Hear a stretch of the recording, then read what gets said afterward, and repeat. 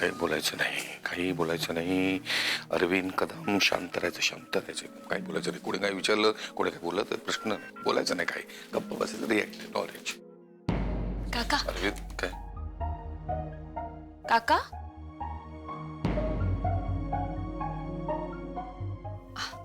मला जरा तुमच्याशी बोलायचं होतं.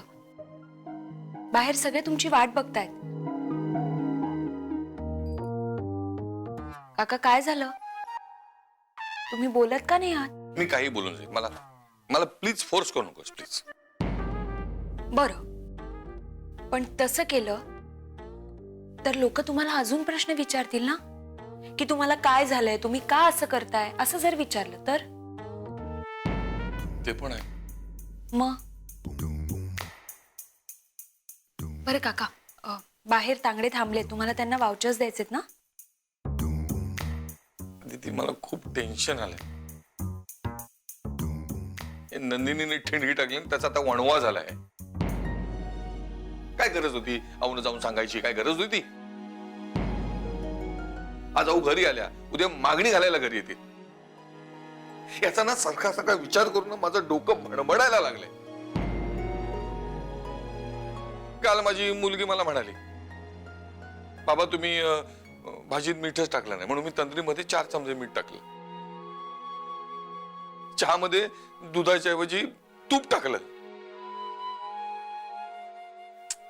मला सारखा सारखा विचार करून मला टेन्शन यायला लागलंय की यामध्ये मी काय बोलायचं.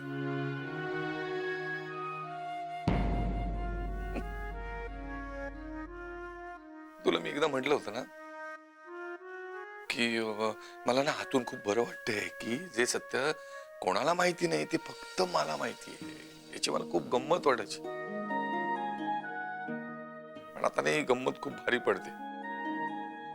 आपल्याला जे माहिती आहे ते लपवणं म्हणजे गोगलगायन पोटात पाय म्हणण्यासारखं आहे. बघ मी काय उदाहरण देतोय. हे असं होतं आदिती. त्यापेक्षा तू एक काम करशील? काय? तुला लिहिता येतं? काका काय हे? काय मला म्हणायचं, काय बोलतोय आदिती? तू ना राजीनामा दे. तू हा जॉब सोड. माझा ऐक.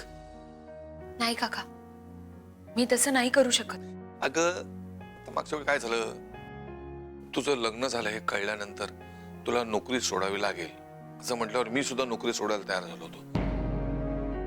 पण आता तुझं हे लग्न टिकवण्यासाठी ही नोकरी सोड. ऐक, हा जॉब सोड. तुला यापेक्षा जास्त पगाराची नोकरी मिळेल, चांगली नोकरी मिळेल. हवं तर मी तुझ्यासाठी नोकरी बघतो. नाही नाही नाही, नको. त्याची काही गरज नाही. म्हणजे तू नोकरी शोधलीस? नाही काका, पण मी ही नोकरी न सोडण्याचा निर्णय घेतला. या ऑफिस मधून जाईन तर तो नात्याचा मान राखूनच. आणि जय सुद्धा मला बायको म्हणूनच या ऑफिस मधून घेऊन जाईल. वा, त्यासाठी नोकरी टिकली पाहिजे ना. काका असं काही होणार नाही. अगं आदिती, हा तुझा विश्वास आहे, पण माझा माझ्यावर विश्वास नाहीये. मला खूप टेन्शन आलंय की मी पटकन काहीतरी बोलून जाईल. काका खरंच असं काहीही होणार नाही. अगं आदिती, नको ग एवढा विश्वास ठेवूस माझ्यावर.